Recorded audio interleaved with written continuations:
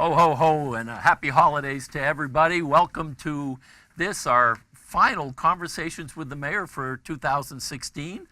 As always, I'm glad to have Brian Arrigo here with me to have a chat about basically what's been going on this year. Yeah, happy to be here, Ed. Thank you for having us. It's always a pleasure. I'm looking forward to it. Of course. When you look at all the different things, and I tried to come down with the various categories, talking, and I guess we'll start off with finances and services, which is probably a big issue on everybody's mind always. That's the first thing they ask about, tax rates, city services, and things like that. To give us a little rundown on some of the things that you've been able to accomplish this year. Of course, yeah. So obviously the end of the year is a good time to always reflect and take that time to look back and think about what we've done right, what maybe we could do a little bit better. And over the last year, in terms of services and finances, I think we've made a lot of great steps towards providing the best services for all of our residents. One thing that I'll say is that obviously, I think you know this, the meat and potatoes of any city government are police, fire, DPW. That's where the action is. That's where you have the most bang for your buck, and that's really where you provide those services that affect people's quality of life every day. And so we've really tried to focus in on is police, fire, and DPW and make sure that they're running in a way that is efficient and that they're using every single dollar in a way to make people's lives a little bit better.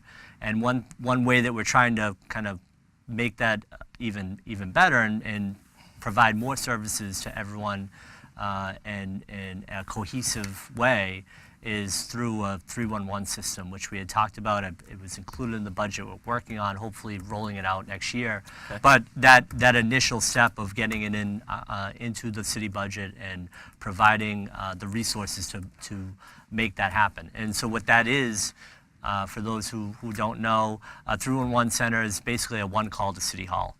So if you have a pothole that you want to get filled, you call 311. If you have an issue with trash not getting picked up, you call 311. If your street is not clean, your street light is out, we would want people to call one call to City Hall number, a hotline. And that way we can track how efficient we're being, right? And so for us to fill a pothole now, it takes too long. I'll be quite frank, right? It takes too long. We want to get that down to instead of weeks, days, right? And so how do we make sure that we're able to hold ourselves accountable and hold my managers accountable to keeping up to those kinds of standards.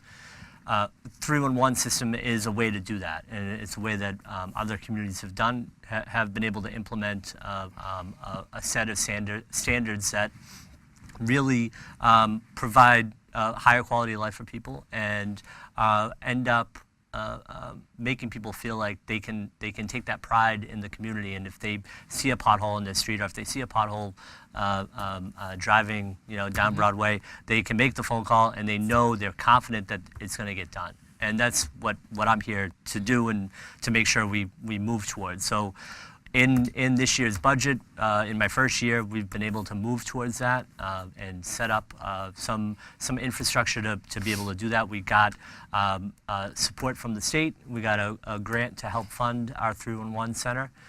So I'm very much looking forward to having that roll out and have that help make people feel more comfortable about when they call City Hall and when they call for services, that they're actually getting the services that they deserve. And to have the data to back it up is so important for people, and it's especially important for me as a manager to say I know that we're not doing good enough or we're doing well, and we want to let people know that if they call and they want a pothole filled in 3 days, that's what our target is, and that's what we're going to do. But we have a lot of work to do, and we're working on it every day. Another one of those major things that will make a huge improvement. I mean, it's like taking a business approach, and most businesses, particularly with computer services and stuff like that. You call, you have a problem, you call, you get a ticket, and it's marked, it's tracked, Right. you know, and There's a processes. work order Yeah, system, it's right? measured. A work order system Yep. that's managed and Yep. looked at, and you know, I've set up meetings with my department heads. We have weekly check-ins and what we call cluster meetings, where department heads can kind of share ideas, share what's on their agenda, and have that kind of cross collaboration between departments. But it's also an opportunity to start to, if we have a 3-in-1 system, we can start to track, you know, the data and make sure that the resources that we're putting in end up providing the services that we want to provide to our residents. Now going back to the budgeting and all this year, and I understand that, you know, you had a 2.1, roughly 2.13 exactly percent increase. I know you were dealing with a deficit to begin with. You've just had to add some more money. You went to the council about a week or so to add some more into the fund. So obviously, you know, you've been trying to squeeze as much as you can out of the rock, so to speak, that you're dealt with. When you look at those services, police, fire, DPW, obviously there's always need for more manpower. Have you been able to do anything in that area, or have plans going forward? At what point in time do you see that? Yeah, kinda- the focus, and you know, police, fire, and DPW are obviously the meat and potatoes of city government. They don't know any political affiliation. They're not Republican or Democrat. Yeah. Those are services that every mayor has to provide, and the DPW has been one that has been neglected for a long time. And so what we're working on is you know, through a 3-in-1 system and through a work order system, through targeted investments. We're starting with the facility to look at the facility. Because I'll be honest, I'm ashamed of the fact that we have a facility in such poor condition. We need to have a facility. We need to make an investment in equipment. We need more manpower.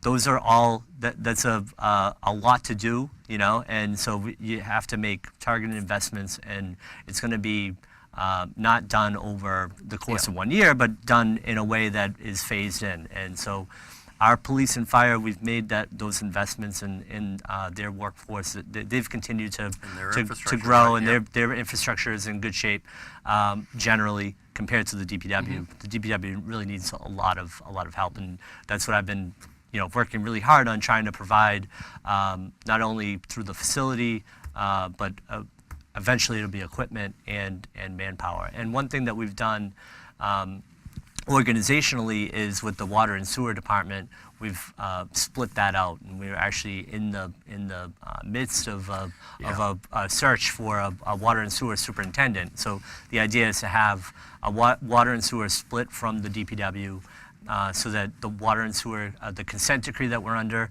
we can, you know, continue to monitor that, make sure that the work that gets done on our infrastructure is you know, being done correctly, and it doesn't take away from the meat and potatoes of potholes and trash pickup that the DPW generally, you know, is charged with, right? So to be able to create that organizational structure is helpful, and having that kind of split. And I think that, you know, there's a lot to do with especially DPW, but we're focused on it. I've made a commitment to be able to help them and to give them the resources that they need. We're going to continue to make those commitments, and it starts with, you know, the building and making sure that the building is safe, and it's going to move into equipment and manpower. So putting in a system with like the 311 to track requests and track the work in progress, which a lot would be done by the DPW, and now trying to build upon the infrastructure that's supporting their ability to fill those needs. Right. And you mentioned the new facility, and there's been a lot of talk over the years and so forth. Can you give a sense as to when it will be that something of that nature will take place, and that they can look forward to, if you will, improved infrastructure? Yeah, so the city actually just put out an RFP, a request for proposals for a feasibility study for a new facility. So included in that feasibility study are a number of things. One of them is the safety of the current building as constructed. So we want to know exactly what we're dealing with now, because I know if I've been down there, and seeing the holes in the roof and seeing the sinking ground. There's certainly a need for something to be done. It's just a matter of finding out exactly what it is and what the immediacy of it is. So that went out to bid. We've got requests, we've got proposals back, and so the city now is reviewing those proposals, and then we'll hopefully, by the end of the winter, have some kind of concrete understanding of how immediate the need is for a building, and almost like developing a strategic plan for where you go forward with exactly, it. Yeah, exactly, okay. and figuring out, there's been a lot of conversation about modular units and maybe using facilities, current facilities that are vacant in the city. We need to be smart about whatever moves we make, and I want to make sure that the investment that we make in the DPW isn't wasted. Because what we've seen, and a perfect example of this is equipment. I'll give you an example. The investment in equipment over, if you make $1 million investment 1 year, all that equipment is bought at the same time, it's going to all break down at the same time. Yep. So instead of having a 10-year plan of rolling stock, and being able to make the investment, a small investment every year, which is the direction that we want to go in, rather than just saying, okay, I'll hold off until it's absolutely necessary, and then I'll dump $1 million into vehicles, and then they're all going to break down at the same time. So how do we make sure that we're set up so that we have a rolling stock and that we're continuously upgrading rather than making an investment once and then kind of forgetting about it?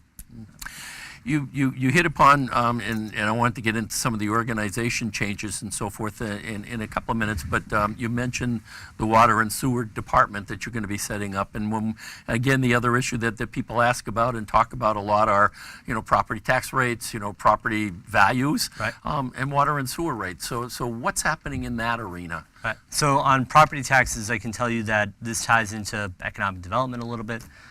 Where the city has obviously been a place where there's a lot of interest in economic development. We've seen that through the Shaw site. We've seen that, I think, through Wonderland, through the Waterfront Square project. There's an awful lot of interest in development, in steering that development in a way that that produces commercial revenue, in a way that creates a revenue stream that allows for some relief, right? And so that relief I've talked about a lot in terms of owner-occupied residential tax exemption. That's one way for the people who own the property that live in the property that they own to get an exemption. That was a campaign promise of mine. That's one thing that we're going to be talking about in the next year. In January, we're going to be talking a lot about that. But that's those are the kinds of investments that come from or can happen with the development that we see happen, and making sure that development, like I said, includes some commercial component is important. Not only does it create the ability for some residential, the owner-occupied residential tax exemption, but that commercial development helps create jobs. And there's nothing better to do for people who are finding the city maybe unaffordable than to be able to provide some jobs. And we have an opportunity to really grow our own economy. We've seen kind of gaming and racing come and go, and we've seen with Wonderland Dog Track finally moving in a direction that is going to be past dog racing. There's an opportunity there to really create an economy, create jobs for Revere residents, and be able to build something that everybody can be proud of. Yep. So when we talk about I think property taxes and affordability, it's important to note that just regionally we're in this we're in a market that has been growing, you know, exponentially, and it's getting to a point where it's getting difficult for people to afford to live, you know, in the Boston region as a whole. You know, we want to be prepared for that. We want to think ahead and make sure that the steps that we take, we're protecting the people who have been here for a long time, and we're giving them opportunities to succeed. Yeah, it's interesting on that development, and just to go off on that a little bit in terms of residential development, there was an article in the Globe about 3 weeks ago, about how the city of Boston just can't support the growth that's required, Right. the number of units that are going to be required, and that they're looking to the surrounding communities like Revere to provide some of that ability to grow in terms of residential units. So going back to the property taxes, so the property taxes, if I understand, have gone down. So, but it's being offset by the raise in the prices. So the rate went down, but The rate went down. valuations Excuse go me, up, right? yes. So there's a tedious line of Yep. you know the rate versus the values of properties, and you know values going up isn't a bad thing. Yep. It's a bad thing when you have to pay taxes selling, based on yeah. an increased value. It's a good thing, but yeah. it's a good thing, you know, for the community, and that's where the owner-occupied residential tax exemption comes in, because that's basically you're bringing your value down, and what we want to be able to do is try to keep the values of property Right. Affordable for people. And So we're doing things to try and prevent, if you will, the increase in property values as a result of the development from hurting the people that live here. So right. that kind of establishes a status quo. And going back to something we were talking about earlier, so when you look at all this development and the projected growth, particularly the development that's on the books at this point, at what point can a homeowner or a property owner, you know, kind of look back and say, all of this is going to start to affect me in terms of my pocketbook. I'm going to be paying overall less Right. in taxes or seeing better services, because it doesn't happen overnight. But Right. And yeah. that's what I mean. I'm working every day to provide those better services, but we are going to, you know, be talking a lot about that owner-occupied residential tax exemption coming up in January. So that'll be the first step in that right. direction. That'll be the first step in saying, you know, we're continuing to see this this investment, the private investment, developers interested in the city. Our new growth is strong. We have an opportunity here now to mitigate some of the affordability issues, and those, you know, that it's not only the owner-occupied residential tax exemption.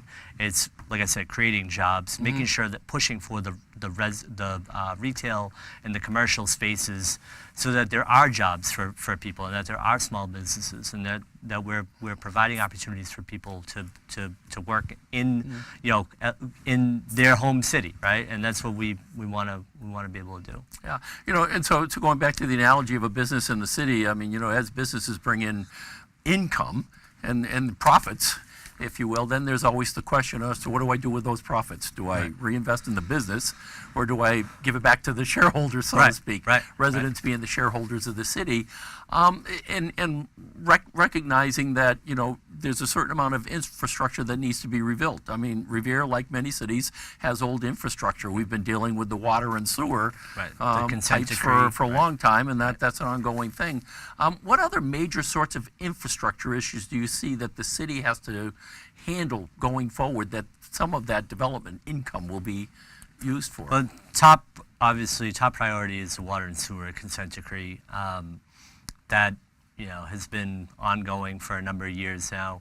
We're working with the federal government to try to stretch out our time period so that the impact on the ratepayers is not as great as what it would be if we had to do all the work that the federal government is telling us we need to do. So that's kind of number one. Number two, streets and sidewalks. We get about $1 million in Chapter 90 money.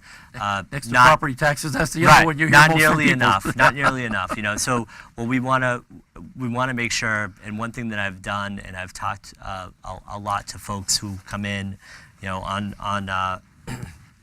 my open office hours nights, we have people who come in and say, I want my street done, and I take a step back and I ask them to at least appreciate the fact that what we do, we have about $1 million to do street and sidewalk repair. This year, that was good for to be able to do 6 streets. We have over 300 streets in the city. Probably 295 of them are in bad shape.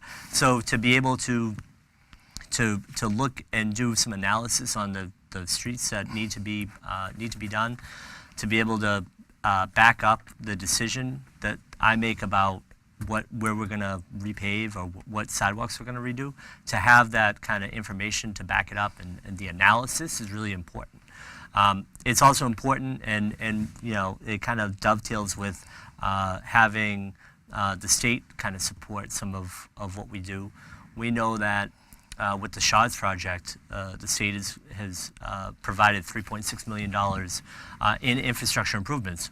So that means a new water pipe on the parkway, that means new sidewalks, that means accessibility not only to the Beachmont T station, but all the way down to Elliott Circle. So that circle will become a lot more pedestrian friendly. Those are the kinds of investments when we can leverage $3.5 million to have infrastructure improvements. That is a huge win, and it's a huge investment from the state, and it helps make the little amounts of money that we have to be able to invest in infrastructure. To think about the fact that we only get $1 million in Chapter 90 every year, but we're going to get $3.5 million to do an infrastructure improvement shows. I mean, that's 3 years of work, over 3 years of work. And I'm glad you brought that up, because that it points out another, going back to my question about the benefits of development. When you look at the SHODS project, I mean, there was mitigation money, a pocket of money being made available for development up in Shirley Ave area, right. Ward 2, which is bounding, which the project is within. Also money for Donnelly Square and Beachmont. So looking at all the other projects that will be coming down the road, and the use of that mitigation money, or the concept of require. So is that something that being planned for these future projects as they're coming on the? Oh, absolutely. So the great thing about a development, why I fought so hard for the SHODS development and made the case to the city council about the special permit, was the fact that aside from some of the new growth that's created, aside from the property tax, the meals tax and room tax that the hotel is going to provide, aside from the $3.5 million in infrastructure improvements, there's also mitigation money that we get to pour back into the community. So we're going to have approximately $750,000 in mitigation money that would be dedicated, that is dedicated to the ward usually, and so that will be funneled back to Shirley Ave and the Shirley Ave area. There's the developer over and above that committed to $100,000 to help with Donnelly Square. So those are the kinds of things that I think, to get back to the meat and potatoes of government, the things that people see every day, those are the kinds of investments that we can make that people see and that people appreciate, and it helps them take pride in the city. And that's what I'm here to do as mayor, is to make people, number one, feel proud of the city, appreciate the city, enjoy the city, and make them feel like they're getting something for the taxes that they pay, for the water and sewer rates that they're paying, and for living in the city. And I know time we already flies when you're having fun. Wow. Well, we're not there yet. We've got about five or so minutes time left. But I guess in going back to, because there are so many areas, I guess we'll have more to talk about the next time we meet. Yeah. But in terms of the city and its residents and overall benefits to the city, and one of the things when you look at the city, as I've always talked about, we've got a huge immigrant population within the city and a huge immigrant community. And I know that in the previous administration there was work that was done and started to try and create a little bit more of an environment of inclusion. Right. And I think there's a lot more that needs to be done in that area, but we also need to figure out a way to get the immigrant community to want to be involved. So Can you talk a little bit about some of what you're doing in that area? Yeah, and I've taken the approach that it starts with me, myself, and opening up doors to people, literally to my office, right? And having the opportunities for residents, no matter who they are, to come in, and if they have an issue with the city, they can come in and they can talk to me personally. And we've seen, the immigrant community come out for that. I will say this about Revere: we've always been an immigrant community. And that's one of the great things that's so good point. Wonderful about Revere is that we've always been, whether it's been Irish, Italian, Polish. Cambodian, Polish, Moroccan. We've always been an immigrant community, and we have an opportunity now to open those doors for people to get involved, and that's my as the leader of the city, that's my job. That's what I'm tasked with, and like I said, I've started that just very literally with the mayor's office and opening the door and saying, my office is available. I'm available. If you have an issue, you can come in. You can talk to me, and giving people that opportunity and opening the door for them has gone a long way. And it goes so far as to making sure that the when people come to City Hall, that they're being greeted with a smile and that they're being treated like the customer that they are. And that starts at the top, and it starts with me. So we've tried to in our best way open those doors and allow people an opportunity to get involved. And we've seen people get involved, through Beautify Revere, which is a great series of events. We've seen people come out, all different shapes and colors and creeds, and which is great. It shows that sense of community, that everyone has some ownership in making the city a better place. And no matter what your religion is, no matter what language you speak, you're welcome to Revere. We're all part of the same community. We all want the same things. We want safe streets. We want good schools. At a very fundamental way, we all want the same thing. So we've always been an immigrant community. So I can't be more proud of, I think, the work that we've done to try to open those doors and create a sense and a place where people feel like they're part of the community, and that they can get involved, and that they have a place in Revere. Well, yeah, it's so important. I think, like I said, in the future of the city, when you look at the large block of new immigrants, and I'll say that we have, to include and get involved. Another area of importance to people in terms of what they see in the value of the city and source is education and school programs. I know that there are a number of Revere High got an award. I mean, the city seems to get 2 or 3 awards every year. Yeah, we got the School of Opportunity Award Yes. this year, which is a great sign. And Dr. Kelly has continued the legacy of Dr. Dakin and Carol Ty and former Superintendent Carol Ty. Yes. In terms of creating that public school system that we can be proud of. And I've told, as chair of the school committee, I've told this, I've said this in a couple of school committee meetings where, I look at part of my job as being the chief marketing officer for the city. There's no better way to market a city, especially to folks who want to invest in it, than to say that your school system is on the cutting edge. And we are, and we continue to be nationally recognized, and we continue to do great work. And it's a testament to the folks in the school department who have made it their lives' work to make this school system one of the best in the state. And I have to say, is that, because I've done some work in the school system and been actually in the classrooms with the teachers, and not to take away from the service and the commitment that people in the armed forces provide, but I said, we always shake the hands of veterans and say thank you for your service.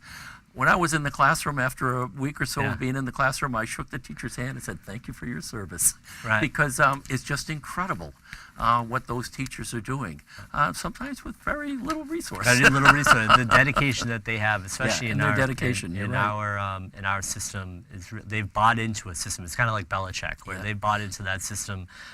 They show up every day, and they're dedicated to the work that they do, and it's really. There's nothing better for me to be able to market the city, like I said, than to talk about the public school system. You mentioned the high school, and I know that the city just took one step towards possibly rebuilding or building a new high school at some point in the future. Can you give us a sense where we are with that? Yeah, so in January, the city sent a statement of intent to the Massachusetts School Building Authority to let them know that we're interested in potentially either rehabbing or building a new high school. So from January of this year, it takes about a year. I had a meeting with the MSBA that included Dr. Kelly and some of the folks from the high school, where we did a kind of a walkthrough of the school, and they saw what they were struggling with in terms of space, and we're supposed to hear either by the end of the year or very early into the new year. We will hear some indication of whether or not the city needs to go forward with a feasibility study for a new high school, because obviously space is tight in the city, and we need to figure out what our options are for a new high school. And before we get to the point where we're putting shovels in the ground, we need to have a really solid plan. And what we've seen, and one thing that is kind of has been interesting to watch, is some of the communities that are building new high schools. It's a pretty hefty price tag. Yeah. Between Somerville, I think just approved a school that was like $280 million. So it's going to be a significant investment in the city and for the city. We have to make sure that we're thoughtfully going forward with the options and make sure that we're in good shape. So I'm excited about the idea of trying to push that ball forward, and we should know soon from the state whether or not they want to give us a kind of green light to go forward with the feasibility study. They might well come back and say, not yet. We appreciate you're interested, but there are some more things you need to do. But we should know pretty soon. So. And sticking kind of in that area of schools and programs for children and so forth, there's been a few park builds this year. We've got the new ball fields down near St. Mary's. St. Mary's, right. So we opened. Yeah, talk a little bit about some of the programs, the recreation department, what they're doing and what's been able to be accomplished. Yeah, there. they've been doing great work. We've been able to open up the St. Mary's baseball fields, which took a little bit longer than I think everyone would have liked, but we got them done, and they were done correctly, and they were finished, and they were completed, and then we were able to open them, which was great. We have a new park down at Garfield School, which was built, which was a great community build. We did another community build at Oak Island, which is close to my heart, because it's a beautiful park and a great location. Yeah, it's a great location. Yeah. It's a great location. I grew up down there. I grew up in Oak Island, so I spent a lot of time at that park, and it was really something special to see it rehab to where it is now, which it's a great facility. And we actually got some good news recently about North Revere, the Harmon Park of North Revere off of Salem Street. Yep.